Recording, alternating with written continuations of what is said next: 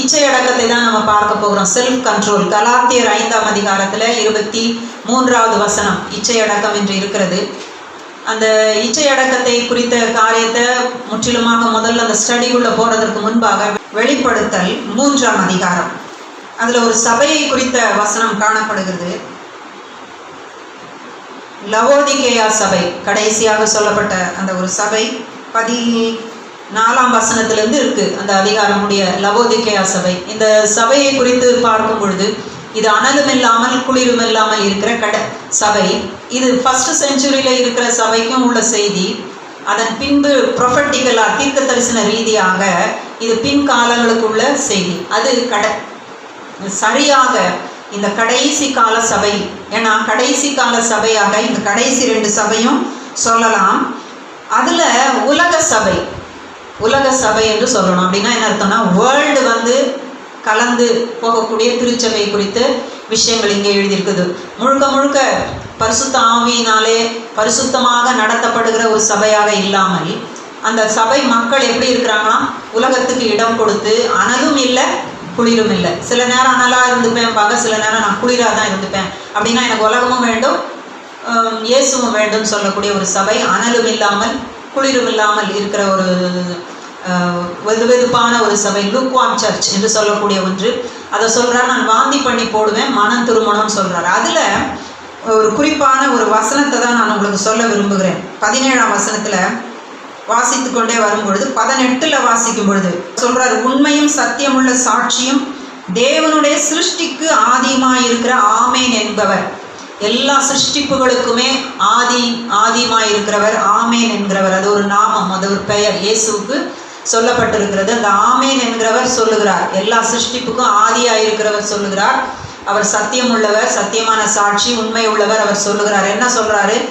கண்டிப்பாக சொல்லுகிறாரு, நீ ஒன்று அனலாயிரு, இல்லைனா குளிராயிரு, இல்லைனா நான் உன்னை என்ன பண்ணிடுவேன், வாந்தி பண்ணி போட்டுருவேன் அப்படின்னு சொல்கிறார் அந்த சபைக்கு.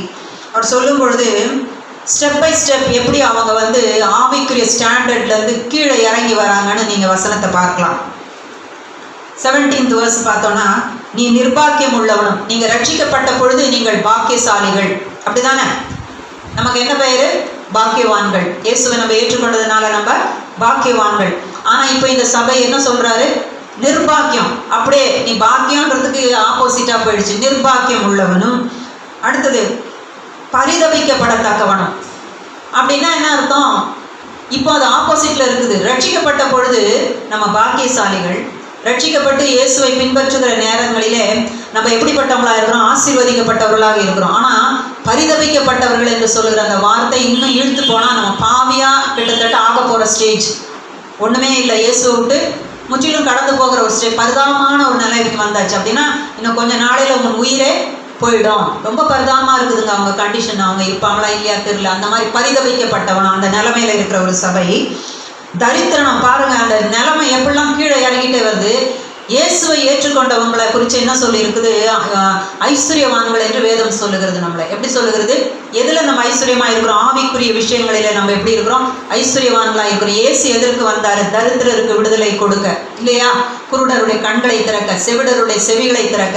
அப்போ அந்த இடத்துல தரித்திரருக்குன்னு சொல்லுகிறது ஆவிக்குரிய ரீதியான தரித்திரர்களுக்கு விடுதலையை கொடுக்க இயேசு வந்தார். இதுதான் சொல்லப்பட்ட காரியம். இப்போ தரித்திரத்திலிருந்து நம்மளை ஐஸ்வர்யவான்களாக்கி வச்சிருந்தார். விசுவாசத்தில் ஐஸ்வர்யவான்களாக இருந்தோம். ஆவிக்குரிய எல்லா ஸ்பிரிச்சுவல் பிளஸ்ஸிங்கிலும் உன்னதங்களில் கிறிஸ்துவுக்குள்ளான சகல ஆசீர்வாதங்களினாலும் நம்மளை ஆசீர்வதித்திருக்கிறார் என்று சொல்லும் பொழுது ஐஸ்வர்யவான்களாக நம்ம இருக்கிறோம். ஆனால் இந்த சபையை குறித்து சொல்லும் பொழுது என்ன சொல்லப்பட்டிருக்கு? ஐயோ, உன் நிலைமை ஐஸ்வர்யத்திலிருந்து நீ எங்கே இறங்கிட்ட? பழையபடி நீ தரித்திரனாக இருந்திய, அந்த தரித்திரத்திற்கு நீ வந்து விட்டாய். தரித்திரத்திலிருந்து என்ன ஸ்டேஜுக்கு போயிடுச்சுன்னா குருடனும். இயேசுவை ஏற்றுக்கொண்ட பொழுது நம்முடைய ஆவிக்குரிய குருட்டுத்தன்மை நீங்கி, இல்லையா? பிசாசு என்ன செஞ்சிருக்கிறான்? உலகத்தை எல்லாம் என்ன ஆக்கி வச்சிருக்கிறான்? தேவனை அறிய முடியாதபடிக்கு, சுவிசேஷம் புரிய முடியாதபடிக்கு, யார் எதுதான் ரட்சிப்பின் காரியம், யார் ரட்சகர் என்று அறிந்து கொள்ள முடியாதபடிக்கு உலகத்தை குருடாக்கி இருக்கிறான். அப்போ நம்ம ஒரு நேரத்தில் குருடராக இருந்தோம். இந்த சபையார் அப்படி இருந்தாங்க. ஆனால் ரட்சிக்கப்பட்ட பிறகு கண்கள் எல்லாம் கண்டது. அவங்க அதுக்கப்புறம் குருடர் கிடையாது, ரட்சிப்பின் அனுபவத்துக்குள்ளே வந்துட்டாங்க. ஆனால் இப்போ அவங்க எப்படி இருக்கிறாங்கன்னா குருடர் ஆயிட்டாங்க. ஏன்னா இவங்க உலகத்துக்கு இடம் கொடுத்துருக்காங்க. ஆனாலும் இயேசு இயேசுன்னு கூப்பிடுறாங்க. ஆனாலும் ப்ரே பண்ணுறாங்க, ஆனாலும் சர்வீஸ் நடக்குது, ஆனாலும் எல்லாம் நடக்குது. ஆனால் இவர் சொல்கிறாரு, நீ குருடன், நீ தரித்திரன், நீ ஐஸ்வர்யவான் இல்லை, இப்போ நீ பரிதபிக்கப்படத்தக்கவன், நீ நிர்பாக்கியம் உள்ளவன் அப்படின்னு சொல்லி அந்த லெவலை வந்து அப்படியே அந்த படிப்படியாக அவங்க மோசமான நிலைமைக்கு போகிறது சொல்கிறார். அப்படியே பழைய ஸ்டேட்டஸ் குருட்டு நிலைமைக்கு வந்தாச்சு. அதுக்கப்புறம் சொல்கிறாரு, நான் ஐஸ்வர்யவான் என்றும் அதுக்கப்புறம் நிர்வாணியமாக இருக்கிறதை அறியாமல். இப்போ என்ன ஆகிப்போச்சா? ஆதி ஆகமத்தில் ஆதாம் ஏவாளுக்கு சொன்ன வார்த்தை, நாங்கள் எப்படி இருக்கிறோம்? நிர்வாணியாக இருக்கிறோம். இவர் கேட்டார், ஆதியாகமம் 3ஆம் அதிகாரம் 11 நினைக்கிற அந்த வசனத்தில், நீங்கள் நிர்வாணிகள் என்று சொல்லி உங்களுக்கு சொன்னது யாரு? ஏன்னா அந்த பழத்தை மாத்திரம் பைபிளில் நான் தெளிவாக வாசித்து பார்த்தேன். ஏவாள் வந்து நம்ம சாதாரணமாக பிரசங்கம் கேட்டிருப்போம், அவள் வந்து அந்த பழத்தை பார்த்து ஈச்சித்தாள்னு தான் நம்ம நினைப்போம். பழத்தை பார்த்து பழம் சாப்பிட நல்லா தான் இருக்கும்னு தான் பிசாசு பேசினது, சர்ப்பம் பேசினது. ஆனால் நீங்கள் நல்லா வாசிச்சு பாருங்க, அவள் அந்த விருட்சத்தை தான் பார்த்தா. அவள் வெறும் பழத்தை மாத்திரம் அவள் இது பண்ணலை. அந்த வசனத்தை வாசிக்கலாம், ரொம்ப முக்கியம் பாருங்க. அதை வாசிப்போம் அந்த பகுதியை. ஆதியாகமம்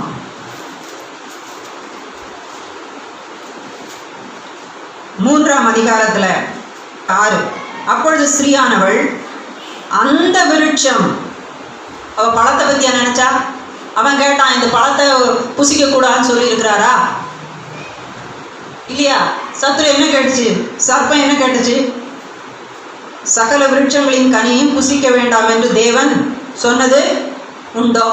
எல்லா விருட்சத்தோடைய கனியும் புசிக்க கூடாது அப்படின்னு தான் சொல்லி வச்சிருக்கிறாரா? உடனே இவங்க அப்போ கனியை பற்றினது எங்க ஷிஃப்ட் ஆயிடுச்சு? விருட்சத்துக்கு போயிடுச்சு. அவ மரத்தையே விரும்பிட்டா. வெறும் கனியை மாத்திரம் அந்த நேரம் சாப்பிடணுன்றது இல்லை, அவ எதையே விரும்பிட்டா? மரத்தையே விரும்பிட்டா. பார்க்கலாம் 6ஆம் வசனம். அப்பொழுது ஸ்திரீயானவள் அந்த விருட்சம் புசிப்புக்கு நல்லதும் பார்வைக்கு இன்பமும் புத்தியை தெளிவிக்கிறதற்கு இச்சிக்கப்படத்தக்க கனியுமாயிருக்கிறது. அப்படியா வசனம் இருக்குது? அப்படியா இருக்குது? இல்ல, விருட்சமுமாயிருக்கிறது அப்படி சொல்லி அதை முழுவதுமாக அந்த விருட்சம் முழுசுமே அவ ஏற்றுக்கொண்டான். கனியை மாத்திரம் இல்லை, கனி வந்து பத்தின பேச்சு தான். ஆனால் அவள் ஏற்றுக்கொண்டது எதையே ஏற்றுக்கொண்டான்? விருட்சம் முழுசுமே அவள் ஏற்றுக்கொண்டான், ஃபுல்லுமே எடுத்துக்கிட்டா. அது ஒரு நம்ம இன்னும் நினைக்கலாம் ஒரு ஈவில் கிங்டம், அதை முழுசுமே அவள் விரும்பி போயிட்டான். ஒரு பிசாசினுடைய ராஜ்யத்தை, அவனுடைய காரியங்கள் முழுவதுமே விரும்பப்படக்கூடிய விதத்தில் விரும்பி போயிடுறது. அது இன்பமாக இருக்கிறது, அது ரொம்ப புசிக்கிறதுக்கு நல்லா இருக்குது, பார்க்கறதுக்கு நல்லா இருக்குது, எல்லாமே அந்த மரமே ரொம்ப நல்லா இருக்குது. ஏதோ ஒரு நேரம் பறிச்சு சாப்பிட்டோம் போனோம்ல, மரத்தையே அவள் விரும்பிட்டான். கண்டு அதன் கனியை பறித்து புசித்து தன் புருஷனுக்கும் கொடுத்தாள், அவனும் புசித்தான்.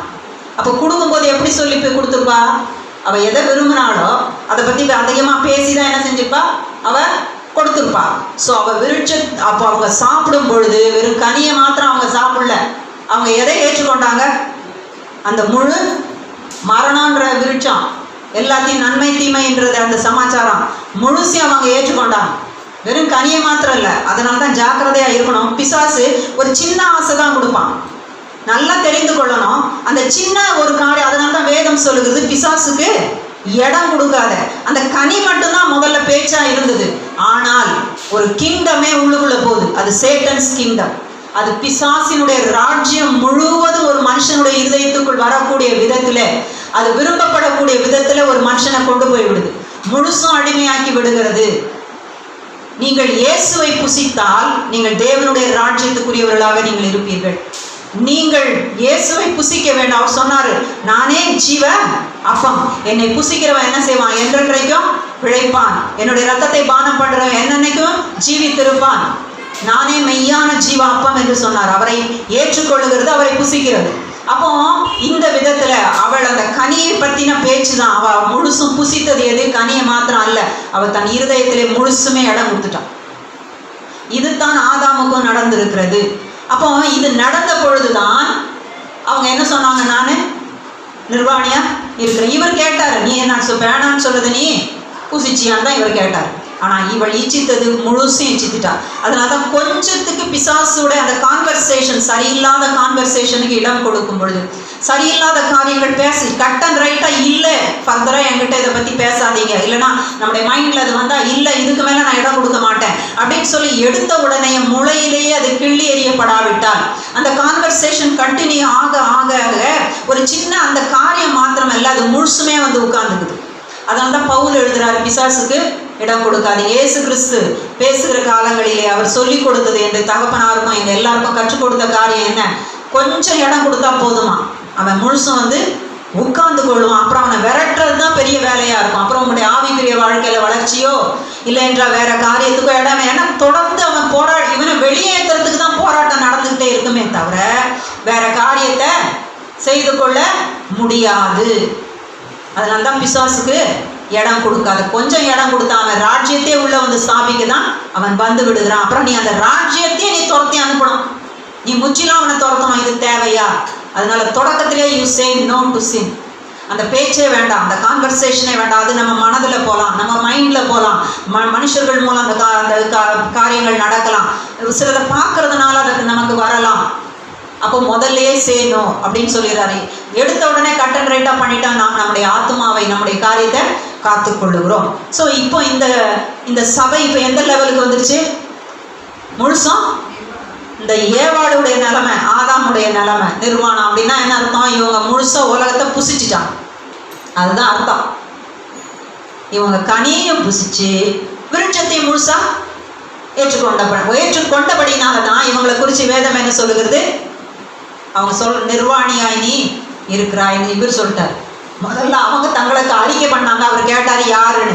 இப்போ இவரே சொல்லுகிறார், எல்லா சிருஷ்டிப்புக்கும் ஆதியுமா இருக்கிற ஆமேன் என்கிறவர் சொல்லுகிறார் ஒரு சபையை பார்த்து. ஏன்னா அது அவருடைய ரத்தத்தினாலே மீட்கப்பட்ட சபை, அவர் ரத்தம் சிந்தி மீட்டு இருக்கிறாரு, அவருக்கு மனவாட்டியா இருக்க வேண்டிய சபை. ஆகவே அவர் உரிமையோடு அதுக்கு சொல்றாரு, நீ உன் கண்டிஷன் இது இப்படி இருக்கிறது என்று சொல்லி பேசுறார். அப்போ அந்த ஒரு வார்த்தை மற்றும் பார்க்கும் பொழுது அதனுடைய அர்த்தம் என்ன, ஸ்பிரிச்சுவலாக அதனுக்கான ஆவிக்குரிய அர்த்தம் என்ன என்று சொல்லி பார்க்கும்போது, அப்போ இந்த ஆதியாகமத்தில் இந்த ஒரு வார்த்தையை நம்ம பார்க்குறோம். அது அவங்க சொன்னாங்க, இவர் கேட்டார். அவங்க அப்படி தன்னுடைய ஆவிலே உணர்ந்தாங்க. ஏன்னா அந்த மகிமையெல்லாம் அவங்களை விட்டு நீங்கிச்சு.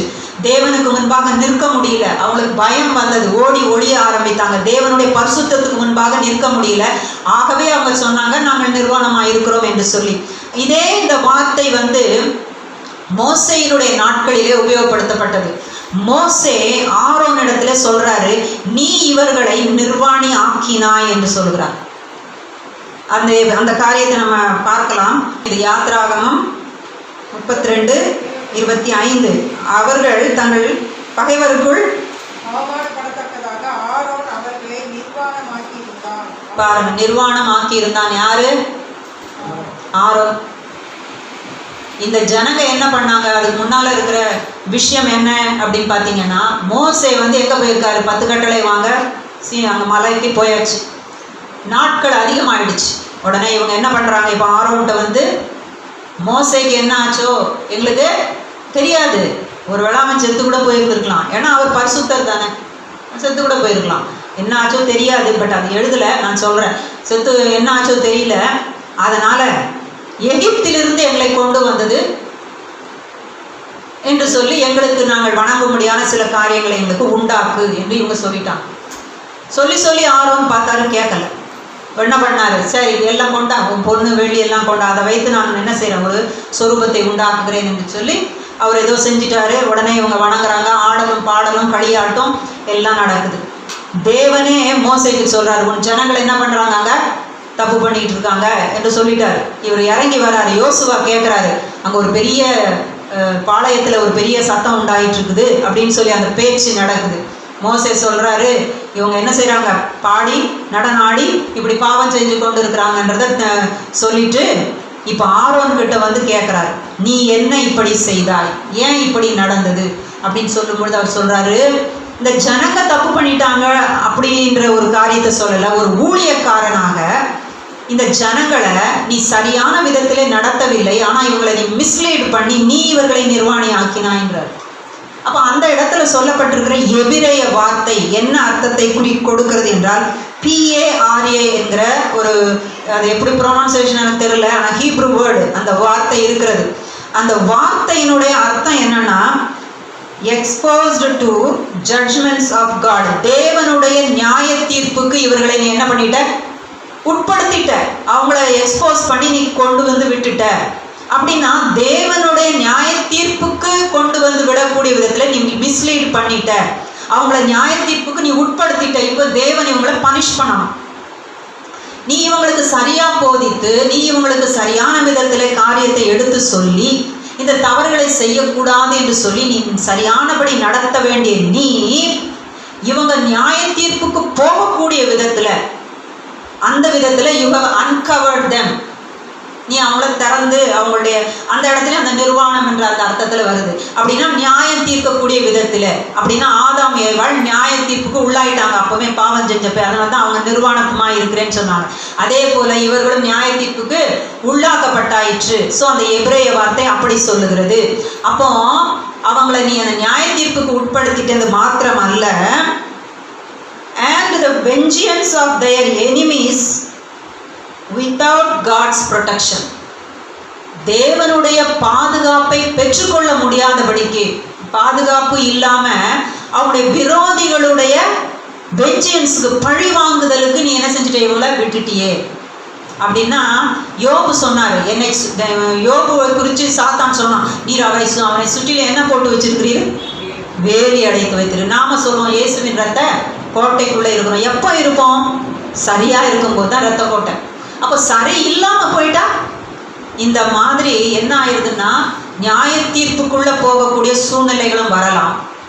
இந்த விதமாக விரோதி, இப்போ பாருங்க இவங்களுக்கு யாருங்க விரோதி அந்த வனாந்தரத்தில், ஆனால் அந்த எபிரேய வார்த்தையில் அவங்க அந்த மோசே அதை சொல்கிறார், இவருடைய விரோதிகள் எல்லாம் இவங்களை என்ன செய்யணும், அவமானப்படுத்தக்கூடிய விதத்தில், வெஞ்சன்ஸ் எடுக்கக்கூடிய விதத்தில், ஆரோனே நீ இப்படி வழி நடத்திட்டியே. யார் விரோதி இவங்களுக்கு? அங்கே யாருமே இல்லை. நல்லா யோசிச்சு பாருங்க, இன்று கண்ட எகிப்தியனை என்றுமே நீ காண்பதில்லை என்று சொல்லி, எகிப்திலிருந்து செங்கடல் பிளந்த பொழுது, அவங்க ஜெயமாக வெளியே வந்த பொழுது தேவன் என்ன செஞ்சிருக்கிறார், அப்படி ஒரு வார்த்தையை கொடுத்திருக்கிறார், இன்று கண்ட எகிப்தியனை நீ என்றுமே காண்பது இல்லை. நமக்கு தெரியும் அந்த அற்புதம் எல்லாம் நடந்தது. இனி எகிப்தியர் என்ற விரோதியே கிடையாது. இனி கானானுக்குள்ள போகும் பொழுதுதான் நிறைய பிரச்சனைகள் அங்கே இருக்குது. ஆனா வனாந்திரத்தில் இப்ப யாருமே இல்லை, ஒருத்தருமே இல்லை. அப்ப யார் விரோதி? சாத்தானும் அவனுடைய ராஜ்யமும். பிசாசுக்கு இவர்கள் இடம் கொடுத்து அவனுக்கு, ஏன்னா அந்த நாட்களிலே பாருங்க மீட்கப்பட்டவர், நம்ம இன்னைக்கு மீட்கப்பட்டோம், சாத்தானுக்கு அதிகாரம் இல்லை என்று சொல்லுறோம். ஆனா அன்றைக்கு இரட்சகராக இயேசு அன்றைக்கு வரல. இவங்களை வழி நடத்த மோசே தான் இருந்தாரே தவிர ஒருவரும் ரத்தம் சிந்தவில்லை, ரத்தம் சிந்தவில்லை. எல்லாம் சாத்தானின் ஆதிக்கத்துக்குள்ள இருக்கிறாங்க. ஆனா இவர் தான் இந்த ஜனங்களோடு உடன்படிக்கை பண்ணி கொண்டு என்ன செய்கிறார், சில காரியங்களை செய்ய விழைகிறார். அப்போ இந்த ஜனங்கள் சாத்தானுடைய கையிலிருந்து மீட்டு தான் ஒரு ரிடம்ஷன், அவங்களை மீட்டு எகிப்திலிருந்து இவர் கொண்டு வராரு. இப்போ பழையபடி சாத்தானுடைய அந்த பழி வாங்குகிற காரியத்துக்கு நீ என்ன செய்கிற, இவங்களை உட்படுத்தி விட்டாயே. அப்படின்னா பிசாசுக்கு போராடுறதுக்கு இடம் கொடுத்தாச்சு. இவங்க ஆசீர்வாதிக்கப்பட்ட அந்த காரியங்களை பெற்றுக்கொள்ளுகிறதற்கு இடம் இல்லாதபடி பிசாசுக்கு இடம் கொடுத்தாச்சு. காடுடைய ப்ரொடெக்ஷன் இல்லை. அவன் வந்து அட்டாக் பண்ண முடியும், அவன் வந்து மோதும் பொழுது மோத முடியும், அவன் உரிமை பாராட்ட ஆரம்பிப்பான். ஏனென்று சொன்னா இவங்க உண்மை அல்ல, என்னை தான் நோக்கி கூப்பிட்டாங்க, உமக்கு முன்பாக அவங்க ஆராதனை செய்யவில்லை, என்னை தான் ஆராதித்தார்கள், ஆகவே எதையும் செய்ய எனக்கு அதிகாரம் உண்டு. அன்றைக்கு மரணம் முதல் கொண்டு கொடுக்க பிசாசுக்கு அதிகாரம் உண்டு இருந்தது. இயேசு வந்த பிறகுதான் அவனுக்கு ஒரு அதிகாரமும் கிடையாது. அந்த வார்த்தை தான், அந்த நிர்வாணம் என்கிற வார்த்தை அந்த இடத்துல சொல்லப்பட்டிருக்கிறது. சரியா? அப்போ இந்த செல்ஃப் கண்ட்ரோல்ன்ற விஷயத்தை எடுக்கும் பொழுது, இச்சை அடக்கம் என்று எடுக்கும் பொழுது பவுல் ஒரு வார்த்தையை சொல்லுகிறாரு. என்ன சொல்லுகிறாரு? 1 கொரிந்தியர் 10ஆம் அதிகாரத்தில் 7ஆம் வசனத்தில், புசிக்கவும் குடிக்கவும் உட்கார்ந்து விளையாட எழுந்திருந்தார்கள் என்று எழுதியிருக்கிறபடி. நம்ம யோசிக்கலாம், புசிக்கவும் குடிக்கவும் உட்கார்ந்து விளையாட எழுந்திருக்கும்படி என்று சொல்லி எழுதியிருக்கிறது. அது ஏற்கனவே ஒரு இடத்துல மென்ஷன் பண்ணி இருக்குதுன்னு சொல்லி பவுல் சொல்றாரு. இந்த 10ஆம் அதிகாரம் முழுசும் நீங்க பலமுறை மெசேஜ் கேட்டிருப்பீங்க. இச்சை அடக்கத்துக்கு அந்த சாப்டர் தான் வந்து என்ன செய்வாங்க, செல்ஃப் கண்ட்ரோலுக்கு எடுப்பாங்க. இப்போ நான் சொல்றது செல்ஃப் கண்ட்ரோல் என்பது தேவனிடத்துல இருக்கக்கூடிய ஒரு நேச்சர் என்பதை தான் நான் டீச் பண்ணி கொண்டு வருகிறேன் ஆவியின் கனியில. அப்போ இந்த இச்சை அடக்கம் என்கிற சொல்லக்கூடிய இந்த செல்ஃப் கண்ட்ரோல் என்று சொல்லக்கூடிய ஒன்று தேவனிடத்திலே உண்டா அப்படி என்று பார்த்தா அது இருக்கு. ஆகவே தான் அது ஒரு கனியாக வெளிப்பட வேண்டியிருக்குது. ஆனால் இந்த இஸ்ரேல் ஜனங்கள் அதை செல்ஃப் கண்ட்ரோல் இல்லாமல், ஏவாள் செல்ஃப் கண்ட்ரோல் இல்லாமல், இச்சை அடக்கம் இல்லாமல் அவங்க எல்லாம் விழுந்து போனாங்க. ஆனால் இந்த இடத்துல பவுல் நமக்கு போதிக்கும் பொழுது அவர் சொல்றாரு, முதல்ல இந்த செல்ஃப் கண்ட்ரோல் எதுக்கு வேணும், இந்த தன்னைத்தானே அடக்குகிறது, தன்னைத்தானே மேற்கொள்ளுகிற இந்த விஷயம் எதற்கு வேணும், நான் முதல்ல ஜீவ கிரீடத்தை பெற்றுக்கொள்ளும்படியாக நமக்கு தேவைப்படுகிறது. அதை அவர் எதுல எழுதுகிறார் என்றால் 1 கொரிந்தியர் 9:25 சொல்லுகிறார், ஒரு ஆத்லீட் ஓடுகிறான் என்று சொன்னால் அவன் போட்டிக்கு வரதுக்கு முன்னால நிறைய தன்னையே என்ன செய்வான், டிசிப்ளின் பண்ணி ப்ராக்டிஸ் பண்ணி வந்து அந்த ஓட்ட பந்தயத்துக்கு வந்து நிற்பான். அப்படி நின்னாதான் அவனால் ஜெயிக்க முடியும். ஜெயிக்கும் போது அவனுக்கு ஒரு கிரீடம் கொடுக்கப்படும். இல்லைன்னா இன்னைக்கு பாஷையில மெடல் கொடுப்பாங்க. பவுலினுடைய காலங்களிலே அந்த ஒரு கிரீடம் ஒன்று கொடுத்தாங்க. அப்போ அவர் சொல்றாரு, அவன் ஓடுறான் எதுக்குன்னா அவன் பெற்றுக்கொள்கிறது அழிவுள்ள கிரீடம். ஆனால் நாமோ எதுக்கு ஓடுறோம், அழிவில்லாத கிரீடத்தை பெற்றுக்கொள்ளும்படியாக நம்ம ஓடுகிறோம். ஆகவே தான் அவர் சொல்றாரு, பிரசங்கம் பண்ற நான் தானே ஆகாதவனாய் போகாதபடிக்கு என் சரீரத்தை கீழ்ப்படுத்துகிறேன். இந்த கீழ்ப்படுத்துகிறேன்ற அந்த வேர்டு வந்து எப்படி இருக்குதுன்னா, அந்த கிரீக் வேர்டு ஒரு ஸ்லேவை ஒருத்தர் வந்து எப்படி ஒரு ஒரு ஒரு அடிமையை வந்து அந்த காலத்தில் எப்படி நடத்துவாங்க, அவனுக்கு ஏதாவது ஒரு விடுதலை இருக்குமா, இருக்கவே இருக்காது. எந்த அளவுக்கு அவனை க்ரஷ் பண்ணி நடத்துவாங்க, எந்த அளவுக்கு அவனை கொடுமைப்படுத்தி நடத்துவாங்க. அவர் சொல்றாரு, அந்த அளவுக்கு நான் என்னை கண்ட்ரோல் பண்ணுகிறேன், என் சரீரத்தை நான் அப்படி கண்ட்ரோல் பண்ணுகிறேன், என்னுடைய வாழ்க்கையில நான் என்னை அப்படி கண்ட்ரோல் பண்ணுகிறேன் என்று சொல்லி அவர் சொல்லிட்டு சொல்றாரு. அப்ப the purpose of self control அப்படின்னா இந்த என்னை நானே அடக்குகிறேன் என்று சொன்னா அதற்கு ஒரு காரணம் உண்டு. ஒன்று அவர் சொல்லுகிற ஒரு காரணம், அழிவில்லாத கிரீடத்தை பெறும்படி, crown of life, ஜீவ கிரீடத்தை பெறும்படிக்கு தான் முதல்ல நம்ம அடக்க வேண்டும். அதற்கான பர்பஸ் வந்து அது.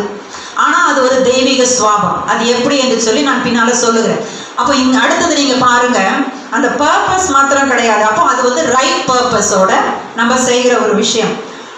அப்படி நீங்க உங்களை அடக்க ஆரம்பிக்கும் பொழுது, அப்படி ஒரு வாழ்க்கையை வாழ தொடங்கும் போது, தேவனுக்கு பிரியமான காரியங்களை செய்ய தொடங்கும். அவன் என்னதான் பேசினாலும் இல்லைன்னு சொல்லி அதுக்கு நோ சொல்லிட்டு நீங்கள் இயேசுவிலே நிலைத்திருந்து அவரை பின்பற்ற தொடங்கும் பொழுது உங்களுக்கு ஒரு பெயர் கொடுக்கப்படும், நீங்கள் தேவனுக்கு பிரியமானவர்கள் என்று சொல்லி. அதைத்தான் பவுல் எழுதுகிறார் 1 கொரிந்தியர் 10ஆம் அதிகாரத்துல 5ஆம் வசனத்துல அவர் சொல்றாரு, இப்படி உங்களை நீங்க அடக்கி நீங்கள் வாழுகிற வாழ்க்கையை வாழும் பொழுது நீங்கள் தேவனுக்கு பிரியமானவங்க, நீங்க தேவனுக்கு விருப்பமானவங்க, அவருக்கு இஷ்டமான ஒரு பிள்ளை என்கிற ஒன்றை நீங்கள் பெற்றுக்கொள்கிறீர்கள்.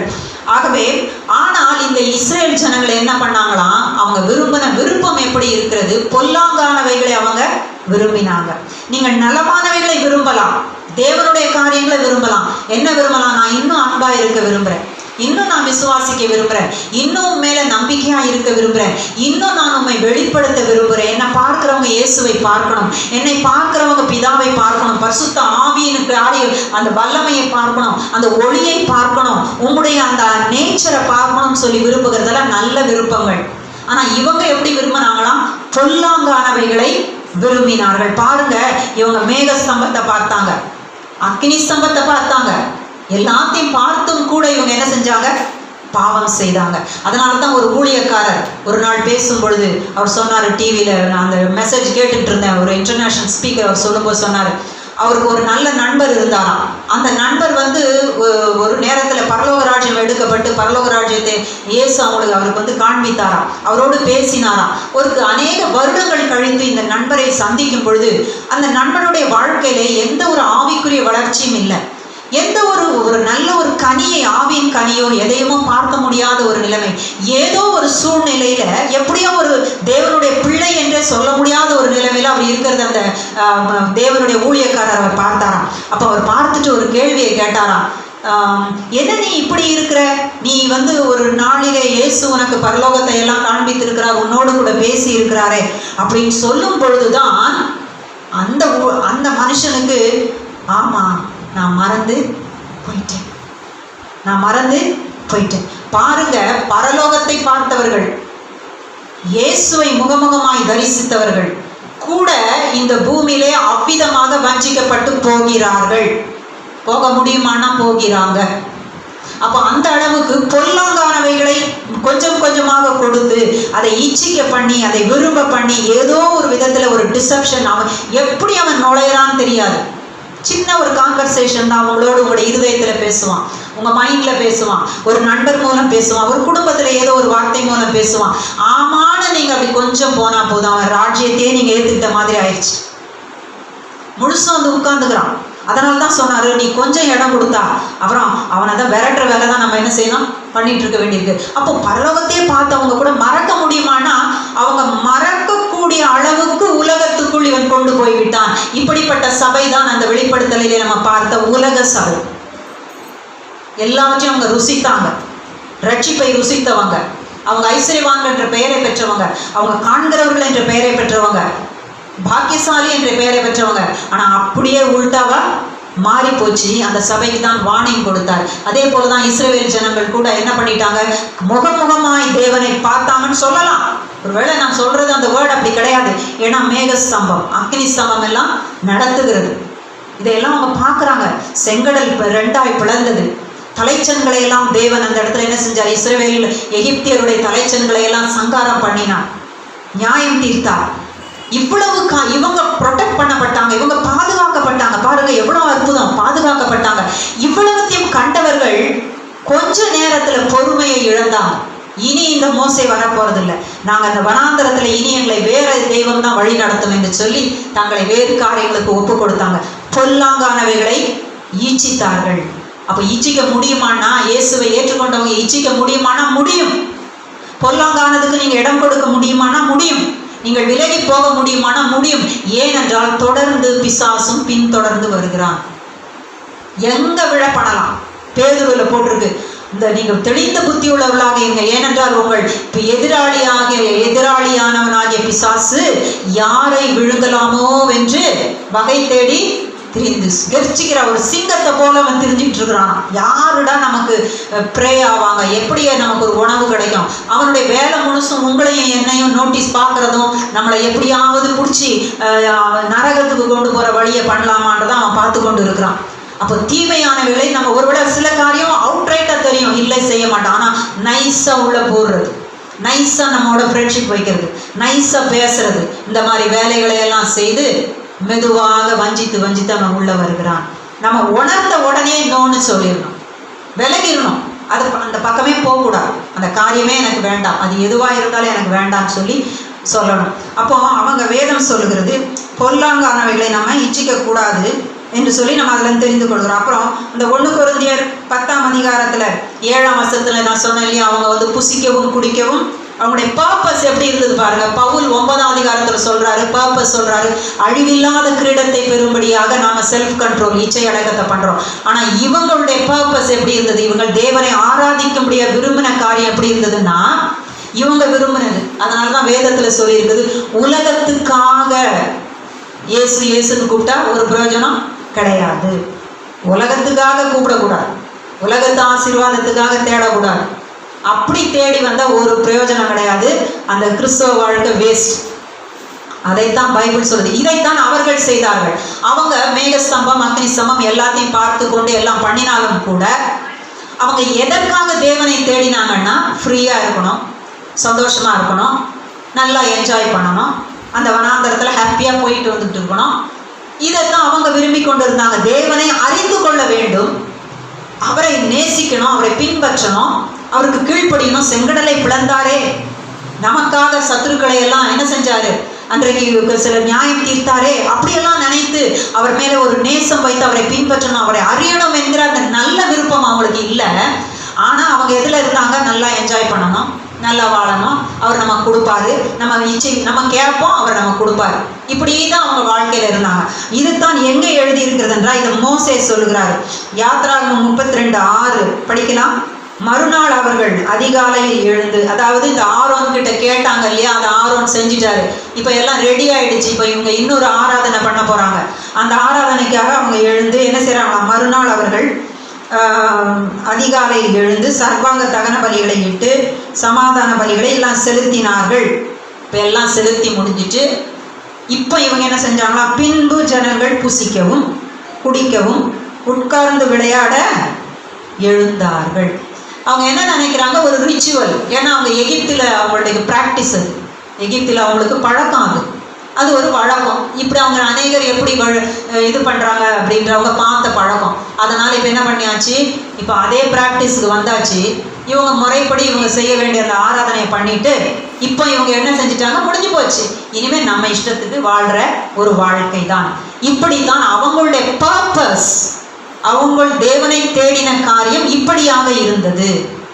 தொடர்ச்சியாக அவரை தேடணும், தொடர்ச்சியாக அவரை நேசிக்கணும்ன்றது அவங்களுக்கு இல்லை. ஏதோ ஒரு காரியத்தை செஞ்சுட்டோமா, முடிஞ்சு போச்சு, இனி நம்ம இஷ்டம், நமக்காக வாழ போறேன், எனக்காக வாழ போறேன்னு சொல்ற ஒரு வாழ்க்கை தான் இது. அங்க பவுல் 1 கொரிந்தியர்ல சொல்றாரு பாருங்க, எழுதி இருக்கிறபடின்றது எங்க எழுதி இருக்குன்னா இங்கே தான் எழுதி இருக்கிறது. இதைத்தான் பவுல் அங்க கோட் பண்றாரு.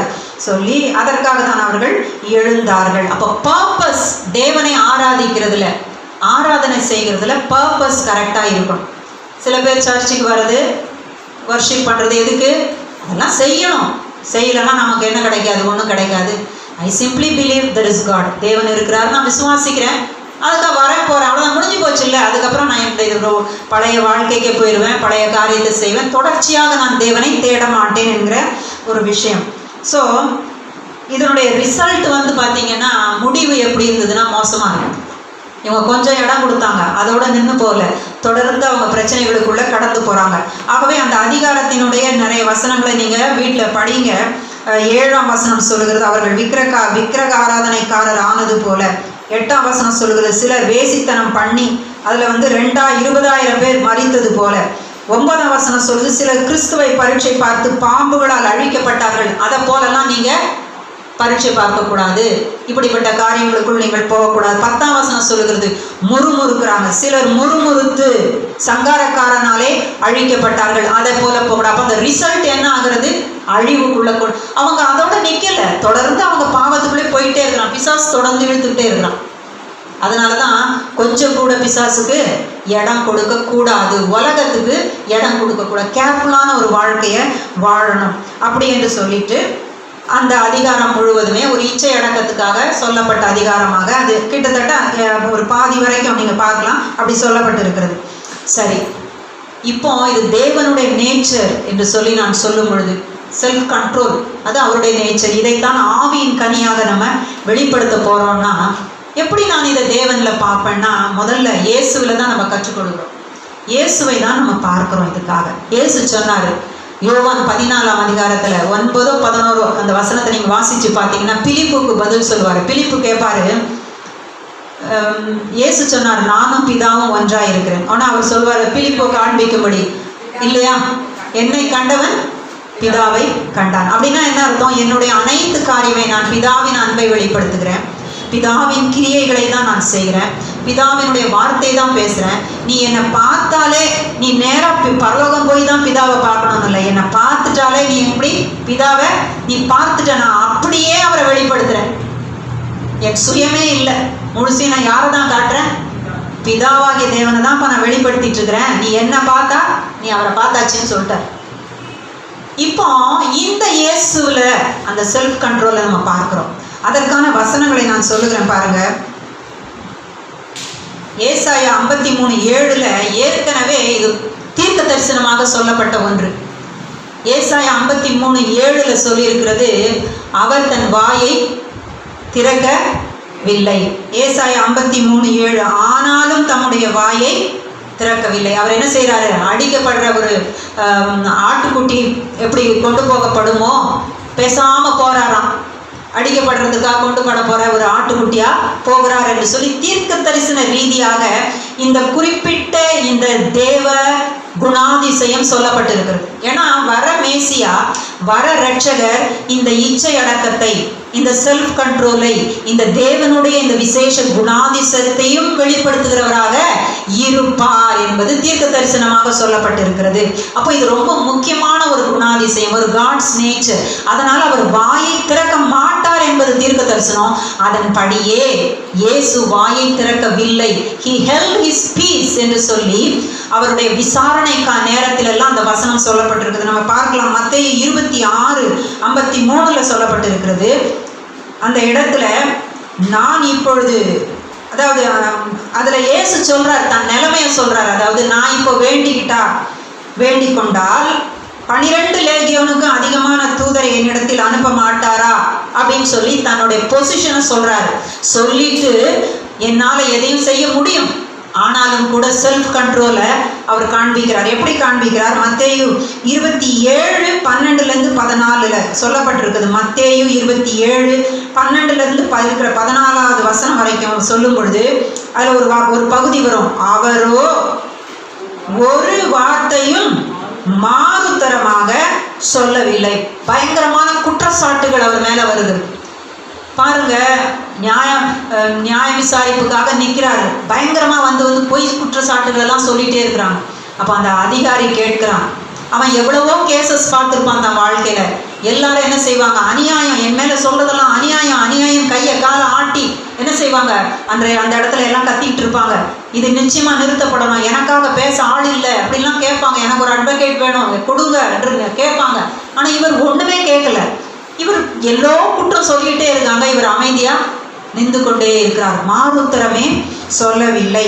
அப்போ தேசாதிபதி அதனால் மிகவும் ஆச்சரியப்பட்டான். அவன் கேட்கிறான், உன் மேல இவ்வளவு சொல்றாங்களேப்பா, நீ ஒன்றும் சொல்ல மாட்டியா அப்படின்னு கேட்கும்போது அவர் சொல்றாரு, அவரோ ஒரு பதிலும் சொல்லவில்லை. அவன் கேள்விக்கும் பதில் சொல்ல, மற்றவங்க குற்றம் சுமத்திட்டு இருக்கும்போதும் பதில் சொல்லலை. தன்னை அந்த அளவுக்கு அடக்கி கொண்டார். ஏன்னா அவர் தேவனுடைய ஊழியக்காரனாக நிற்கிறார். எல்லாருக்காகவும் அவர் பலியாக வேண்டியது அவசியமாக இருக்கிறது. அவர் அந்த இடத்தில் தனக்கான ஒரு ரைட்ஸ் அவர் கிளைம் பண்ணவே இல்லை. அநேகருக்கு நன்மை உண்டாக முடியும். அவர் சொன்னார், ஏற்கனவே சொல்லிட்டாரு, அநேகருடைய பாவங்கள் மன்னிக்கப்படும்படியாக சிந்தப்படுகிற ரத்தம், என் ரத்தம் அநேகருடைய பாவங்கள் மன்னிக்கப்படும்படியாக சிந்தப்பட போகிறது என்பதை சொல்லி முன்கூட்டியே அவர் சொல்லிட்டார். ஆகவே அநேகருடைய பாவங்கள் எல்லாம் மன்னிக்கப்பட வேண்டும் என்று சொன்னார். அதற்காக தன்னையே என்ன செஞ்சிட்டார்? அப்படியே அடக்கி கொண்டார். அநேகருக்கு ஆசீர்வாதம் வரும்படியாக, எல்லாரும் நித்திய ஜீவனுக்குள் கடந்து வரும்படியாக, அந்த ஆசீர்வாதத்தை பெற்றுக்கொள்ளும்படியாக அவர் தன்னையே கண்ட்ரோல் பண்ணி ஒன்றுமே பேசவில்லை. நமக்காக அப்படியே நின்று விட்டார். இது தேவனுடைய தெய்வீக சுவாபம், அவருடைய ஒரு குணாதிசயம். அது அவருக்குள் காணப்படுகிற ஒன்று. அப்போ அவருக்குள் காணப்படுகிற ஒன்றை நீங்களும் நானும் கனியாக கொடுக்க வேணும் என்பதுதான் நம்ம யோசிக்கணும். இது நமக்குள்ள காணப்பட முடியுமானா பரிசுத்த ஆவியானவர் தேவன், காட், அவர் நமக்குள் இருக்கிறார். ஆகவே இந்த கனியும் நம்ம கொடுப்போம். இந்த ஆவியின் கனியில இதுவும் ஒரு இன்கிரீடியன்ட், இதுவும் அதில் இருக்கக்கூடிய ஒரு காரியம். ஆகவே இதெல்லாம் சேர்ந்து தான் ஆவியின் கனி. 24 மணி நேரமும் இயேசு, அவர் எவ்வளவோ மணி நேரம் அவரை பாடுபடுத்துனாங்க. நம்மளை இப்படிலாம் வராது. ஏன்னா அவருக்கு தெரியும் ஒவ்வொருடைய பலன் என்ன, ஒரு ஸ்ட்ரென்த் என்ன. ஏன்னா நம்மளை அந்த மாதிரிலாம் சோதனைக்கு அவர் என்ன செய்ய மாட்டார், அனுமதிக்க மாட்டார். அதெல்லாம் நம்மளை விட மாட்டார். ஆனால் நமக்கு வர அந்த சின்ன சின்ன விஷயங்கள்ல இந்த செல்ஃப் கண்ட்ரோலை நம்ம காக்க வேண்டியது அவசியமாக இருக்குது. அப்போ இயேசுவிலே காணப்படுகிற இந்த செல்ஃப் கண்ட்ரோல் பிதாவாகிய தேவனிலே இருக்கிற ஒன்று தான். ஏன்னா எல்லாரும் பாவம் செஞ்சுட்டு இருக்கும்போது அப்பமே அவர் கோவப்பட்டு அழிச்சிருக்கலாம், அப்பமே ஆதாம அழிச்சு போட்டிருக்கலாம், ஏவாள நியாயம் தீர்த்துருக்கலாம். ஆனால் ரொம்ப செல்ஃப் கண்ட்ரோல் அவருக்கு. பவுல் ஒரு இடத்துல எழுதுறாரு, காணாதவர் போல இருந்தாராம். பாவம் செஞ்சுட்டு இருக்கும்போது எப்படி இருந்தாராம்? பார்த்தாரு, ஆனால் பார்க்காதவரை போல இருந்துட்டார். நம்ம கூட சின்ன வயசுலேருந்து இது வரைக்கும் கூட எவ்வளவோ பாவங்கள் இயேசுவை ஏற்றுக்கொள்கிறதுக்கு முன்பாக நம்ம செய்திருக்கிறோம். அதெல்லாம் இப்போ அவர் மன்னிச்சு மறந்துட்டார். நமக்கு ஞாபகம் இருக்கும். ஆனால் எப்படி நடத்தினாருன்னா காணாதவர் போல இருந்துட்டார். எப்படி இருக்கிறாரு? காணாதவர் போல. அது அவருடைய செல்ஃப் கண்ட்ரோல். அமைதியாக இருப்பார், பேசாமல் இருப்பார். அது அறியாமை உள்ள காலங்களிலே காணாதவர் போல அவர் இருந்துட்டார். ஸோ அது பிதாவில் இருக்க அந்த செல்ஃப் கண்ட்ரோல். இயேசுவும் குற்றம் சாட்டப்படும் போது தன் வாயை திறக்கவில்லைன்னா நீங்கள் உடனே வாய் மாத்திரம்தான் பேசல, மனசுல திட்டி இருப்பார். இல்லை, உள்ளான மனுஷனை குறித்து தான் இங்க பேசப்பட்டிருக்கு. உள்ளான மனுஷனுடைய வெளிப்பாடு தான் வெளியிலையும் காணப்பட்டது. உன்னுடைய இருதயத்தின் நினைவினால தான் வாய் பேசும். அவருடைய இருதயத்திலையும் அவர் அதை பேசல, வெளியிலையும் அவர் அதை பேசல. அதுதான் அவருடைய காரியம். அடுத்தது சவுலை குறித்த ஒரு விஷயம். 1 சாமுவேல் 10ஆம் அதிகாரத்துல 26, 27 வசனங்களை நீங்க வாசிச்சீங்கன்னா, சவுலை சாமுவேல் ராஜாவாக அபிஷேகம் பண்ணிவிட்டார்.